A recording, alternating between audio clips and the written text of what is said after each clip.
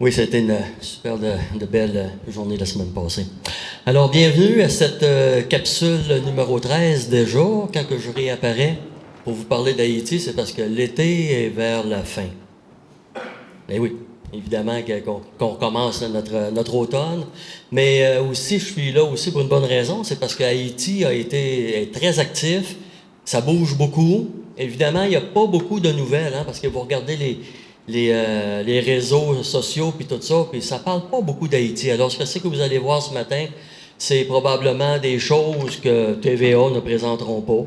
Évidemment, à cause de Haïti, c'est une petite île presque abandonnée présentement. Mais il y a des choses qui se passent là-bas, mais il y a surtout des choses qui se passent pour Projet Haïti et Main Internationale. Alors, quoi de neuf? La deuxième. On a regardé un verset qui nous a suivis, qui me suit tout l'été dans les églises. Alors, ce beau verset-là qui est tiré là, de Hébreux chapitre 12, verset 2, « Ayant les regards sur Jésus ».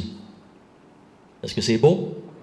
C'est vraiment ce que c'est que vous et moi, on devrait avoir. Projet Haïti se concentre aussi sur les choses que Dieu et Jésus fait pour nous. Et il en fait aussi au travers de l'été, il en a fait beaucoup, beaucoup. Ça continue, c'est ça qui est important. La suivante.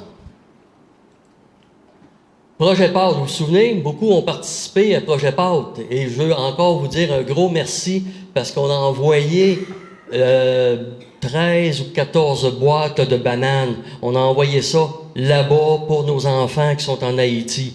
Alors, vous vous souvenez, nous, on est à peu près la seule mission en Haïti, où ce que c'est que nos enfants, en plus d'étudier, en plus d'être habillés, nos enfants ont le droit à un repas par jour. Ce qui, normalement, n'est même pas le cas pour une majorité d'enfants en Haïti. Ils ne mangent que qu'est-ce qu'ils trouvent, c'est-à-dire quelques fruits à l'occasion. Alors nous, merci Seigneur, parce que grâce aux dons, on est capable de leur apporter un repas, un dîner chaud à tous les jours d'école. Alors ça, c'est grâce à tous les donateurs qui nous entourent. C'est grâce à vous, évidemment.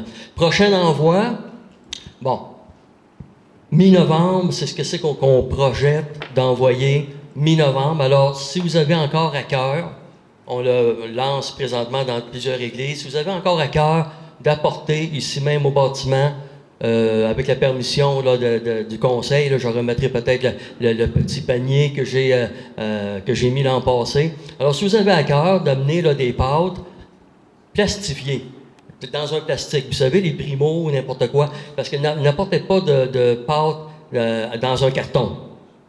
Vous allez comprendre facilement pourquoi.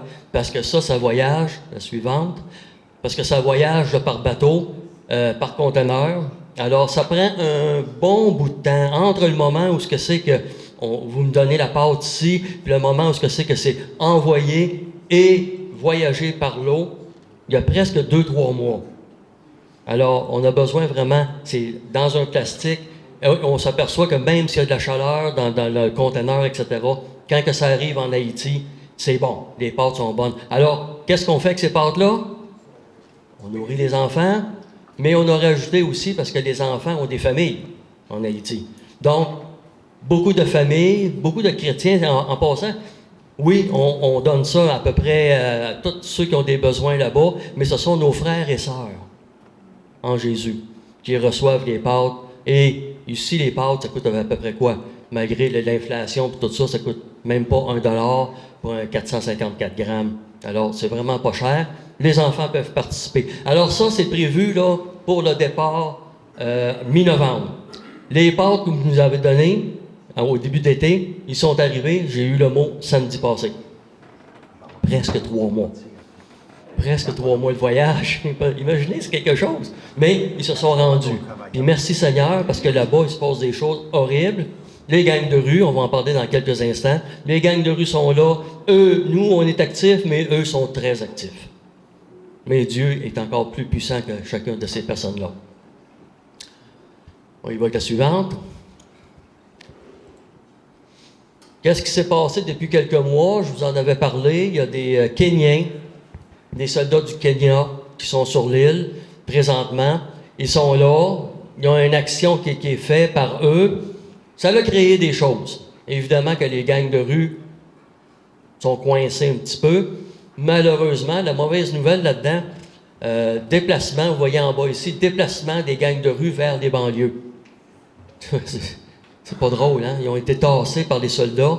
Puis là, ben, j'ai des gens là, que je côtoie là-bas qui me disent que ces gangs de rue-là sont rendus dans des villages, puis ils prennent contrôle de ces villages-là. Donc, continuons de prier. On ne peut pas faire plus que ça présentement. Ce qui, par contre, nous, on est notre deuxième mission, parce que vous savez que présentement, on a 2 endroits qu'on envoie des choses en Haïti. On a Duval, que je vous parle depuis plusieurs années, et on a Dieppe, aussi, qui est dans Port-au-Prince, dans la grande ville. Alors, ce que c'est que ça crée, étant donné que les gangs de rue sont éloignés, donc nos installations deviennent plus sécuritaires. Est-ce que le trouble est encore là? Oui. Mais au moins, ils sont loin. Le deuxième avantage à Dieppe, c'est qu'on a un poste de police ils bougent beaucoup, puis ils n'ont pas peur des gangs de rue. Alors, à Dieppe, le poste de police est juste en face de l'école. Il y a 30 policiers qui sont là, qui s'occupent évidemment de protéger nos installations. Donc, merci Seigneur pour ça. Alors, c'était les soldats du Kenya. L'autre?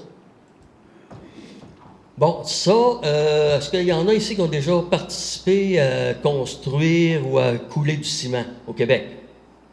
Oui, il y en a plusieurs, hein, évidemment. Nous, on l'a fait, moi je l'ai fait déjà, mais quand on arrive en Haïti, c'est comme si on repousse 50 ans en arrière.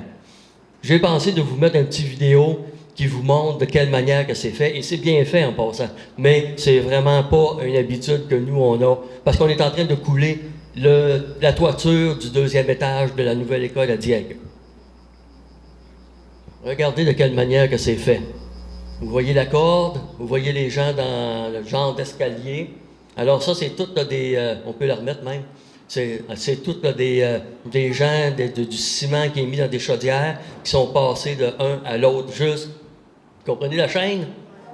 C'est incroyable. Puis, ils réussissent à couler là, des toitures au complet. Alors, notre toiture du 2e étage de l'école de Dieppe est présentement coulée. Et ça, c'est grâce à des dons qu'on a eus depuis quelques mois, des gens là, qui, spécialement pour ça, c'est incroyable comment est-ce que c'est que Dieu, ayant les regards sur Jésus, quand on s'attend à ce que Jésus fait quelque chose, il le fait, si c'est sa volonté. En passant, il me joue des tours. Le Seigneur, des fois, il me joue des tours, parce que moi, on avait dit non, le conseil, on avait dit non parce qu'on n'avait pas les sous au mois de juin. À notre dernière réunion, le 29 juin, on avait dit non parce qu'on n'avait pas les sous. Quand on n'a pas d'argent, on ne construit pas. Bien, vous savez quoi? Ça, c'est un miracle. Le lendemain matin, je quittais pour Montréal pour une rencontre. Je m'assieds à l'ordinateur. Je vois un message qui arrive là, d'un de nos sites disant qu'un donateur avait donné 10 000 pour la construction, spécialement de ça. Puis il y a eu d'autres donateurs aussi. Alors, comment dire, Seigneur, c'est ta volonté. On a construit. Puis on est en train de construire encore. Alors, on a des défis, évidemment, là, pour le mois d'octobre, qui s'en vient presque trop vite, tant qu'à moi. Mais on a des défis de construction. Mais nos enfants vont recommencer l'école le 10 octobre. Priez pour ça, s'il vous plaît. Ils recommencent l'école. On a 45 enseignants qui sont là-bas, qui sont payés. On a 45 travailleurs qui coulent du ciment, qui travaillent tout le temps. Évidemment, on va avoir besoin encore de fonds. Et évidemment, ce que c'est qu'on veut tout le temps remettre devant nous, c'est que nos enfants ont besoin de manger. On a tout le temps 250, 260, peut-être 300, ça varie tout le temps. Mais on a tout le temps ces enfants-là à nourrir à tous les jours. Amen. C'est beau. En dernier, on vous montre les sites, des fois que vous voulez aller voir. Projethaïti.com, vous pouvez aller là-dessus. Vous avez toutes les photos, vous avez les vidéos, même sur le site de l'Église en passant. Merci à ceux qui permettent que ça puisse être sur nos sites. Main 05, c'est le site là, pour le parrainage, mais il y a plein de photos aussi. Jaco, ça c'est moi, sur Facebook. Et maintenant, projet MCCBM Haïti. Merci beaucoup. Priez pour Projet Haïti. Merci.